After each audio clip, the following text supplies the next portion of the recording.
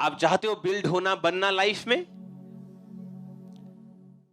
अगर आप छोटे में फेथफुल नहीं, वफादार नहीं, आप कभी भी बड़े में फेथफुल नहीं हो पाएंगे।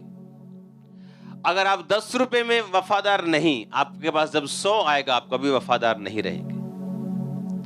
अब इसमें जो छोटी लड़की है वो इज़राइल को जानती है कि वो इज़राइली है, उसे हीलिंग के बारे में मालूम है, उसे डिलीवरेंस के बारे में मालूम है, उसे सच्चे परमेश्वर के बारे में मालूम है। और वो कह रही है कि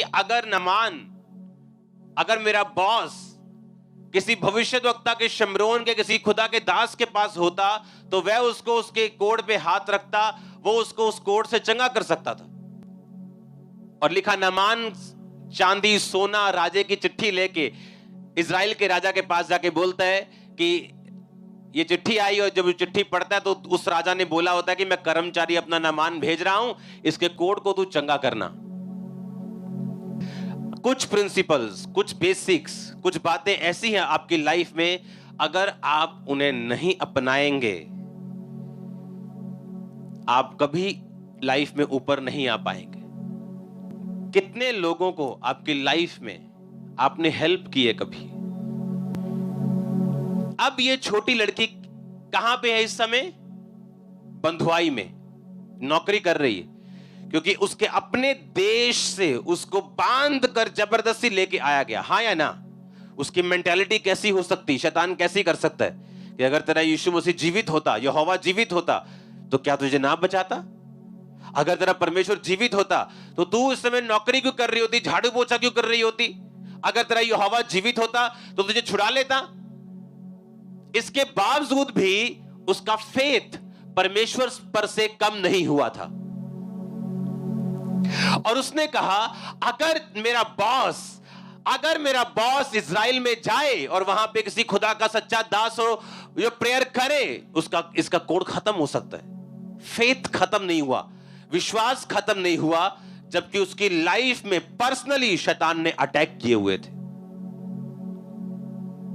मैं आपको आज फॉर्मूला दूंगा जिसके बिना आप कभी ऊपर लेवल नहीं आ पाओगे। आप गवाहियां सुन सुन के जाते जाओगे, लेकिन अपनी लाइफ में चेंज नहीं होगा आपका जब तक आप इसे मानेंगे नहीं। उसकी लाइफ में पर्सनली क्या थे? अटैक्स थे कि नहीं? पर उसका फेथ खुदावंद के ऊपर से कम नहीं हुआ था। वो चुप नहीं थी, मन में संघर्ष नहीं कर रही थी कि नहीं, मैं नहीं बताऊंगी परमेश्वर के बारे में, मुझे कौन सा कुछ मिला है अभी।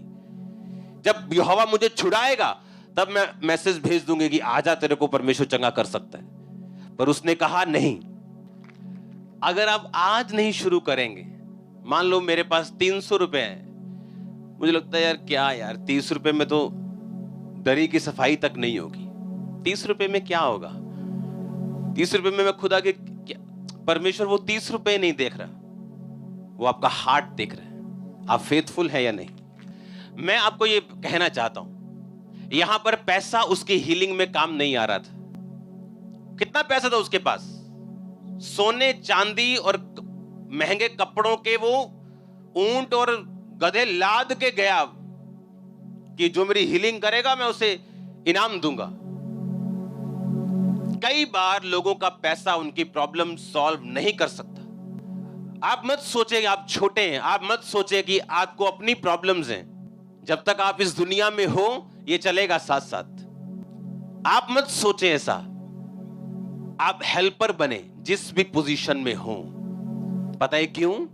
उस लड़की ने उसकी वो हेल्प कर दी जो उसका पैसा नहीं कर सका, उसका राजा नहीं कर सका, उसकी पोजीशन नहीं कर सकी।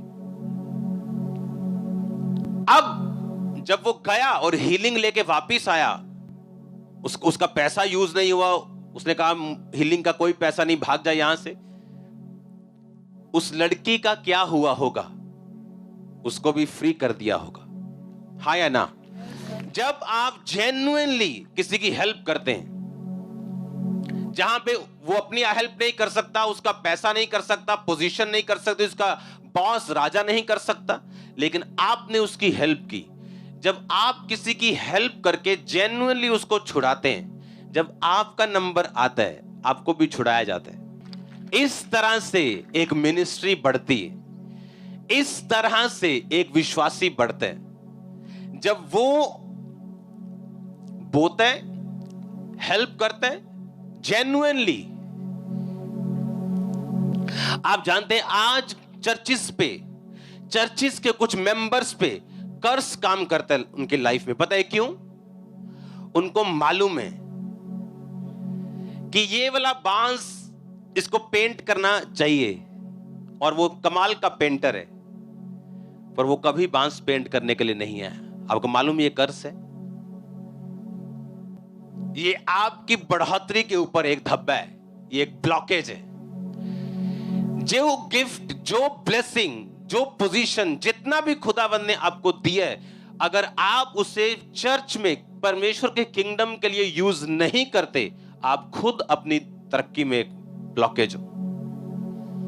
उसके पास क्या था? एक टेस्टिमनी, नॉलेज। क्या नॉलेज? अगर ये मेरे देश में जाएगा तो हील हो जाएगा। उसके पास पैसा नहीं था, पावर नहीं थी, अथॉरिटी नहीं थी, बंधुआई में थी, नौकरानी थी और कुछ नहीं था, पर एक चीज थी, और वही उसने परमेश्वर के राज्य में इन्वेस्ट कर दी।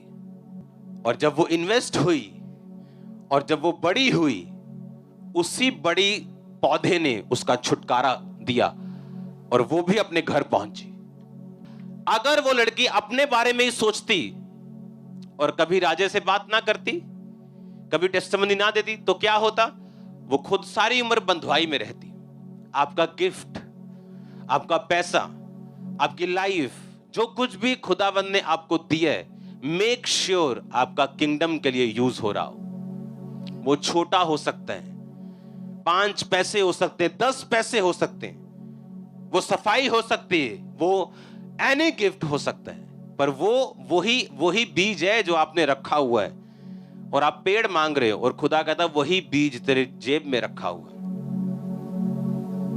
कुछ भी बाहर से नहीं होगा, नथिंग हैपेंड। कुछ भी ऐसा नहीं होगा जो एक अगले दिन कोई पेड़ लग जाएगा, कुछ ऐसा बम्बारमेंट हो जाएगी, ऐसा कुछ नहीं होगा। आपको अपनी लाइफ एक एक कदम उठा के, एक एक स्टेप उठा के, पवित्रताई में, प्रार्थना में, लोगों को बिल्ड करते हुए, बोते हुए, अपने बेसिक्स को राइट करते हुए आपको चलानी होगी, और आप अपनी लाइफ को बिल्ड होता फिर देखेंगे। मिनिस्ट्री में आज क्यों मिनिस्ट्रीज नहीं बढ़ती? क्योंकि जब वो लोगों को ट्रबल में देखती, उनकी कभी हेल्प नहीं करती, दूसरी चर्चेस की हेल्प नहीं करती, बल्कि उन्हें जज करने लग जाती कि अब तक इसकी चर्च क्यों नहीं बनी, क्योंकि इसमें कोई पाप होगा। जज करने की बजाय, न्याय करने की बजाय, अगर हम लोगों को कुछ इंप्रूवमेंट दे सकें, तो परमेश्वर वो वापस करेगा आपकी लाइफ में। क्योंकि कई जगह आप अपनी हेल्प नहीं कर सकते, आपको मालूम नहीं आप कैसे छूटे इस प्रॉब्लम से, पर उसी सेम टाइम पर आपके पास किसी बंदे का हल है, उसे कर दो, आपका आ जाएगा। आपके पास कोई चीज का हल है, वो खुदावंद के घर में हो, वो किसी की लाइफ में हो, आप किसी का हल कर सकते हो। आपके मोहल्ले में एक नशेड़ी रहता है, वो अपनी मम्मी से लड़ रहा है, बाप से लड़ रहा है, डेली उल्टियां कर रहा है, गटर में जा रहा है, आपको मालूम है, आप उसे चर्च के बारे में, लेकिन आप चुप हो, और परमेश्वर भी चुप है। आपने प्रेयर तो बहुत की है चर्च में आके, पर परमेश्वर चुप क्यों है? क्योंकि आपने जो बोया, आपने वो काटा। अगर हम बेसिक अपना खराब करेंगे और ये नहीं समझेंगे कि सिर्फ आमीन आमीन बोलने से नहीं होगा, जब तक आमीन बोला क्यों गया और किस ग्राउंड से बोला गया, जब तक आपको वो चीजें समझ नहीं आएंगी, तो हालेलुया। आप बोने वाले होंगे अपनी लाइफ, अपना गिफ्ट, अपनी टेस्टिमनी, जो कुछ आपके पास है। अगर आप अपने भाई, अपने बहन, चाहे वो हिंदू हो, चाहे वो सिख हो, चाहे वो क्रिश्चियन हो, अगर आप उनको बनाने के लिए नहीं लगाएंगे, परमेश्वर आपको बना नहीं सकता। आप किसी की प्रॉब्लम सॉल्व कर सकते हैं, आपके पास ताकत है, पर आपको अपनी प्रॉब्लम बड़ी दिखती और आप उसमें बिजी हैं। ना तो उसकी सॉल्व की और आपकी होगी नहीं। क्यों? क्योंकि परमेश्वर आपको सिखा रहा है, अगर तू बोएगा नहीं, तू काटेगा नहीं। इसीलिए आपको डरना चाहिए जब कोई आपसे हेल्प की उम्मीद करे और आप उसे अपना 100% दें, चाहे वो जितनी उम्मीद कर रहा है, अगर आपके पास उतना नहीं, लेकिन जितना आप में कैपेसिटी है,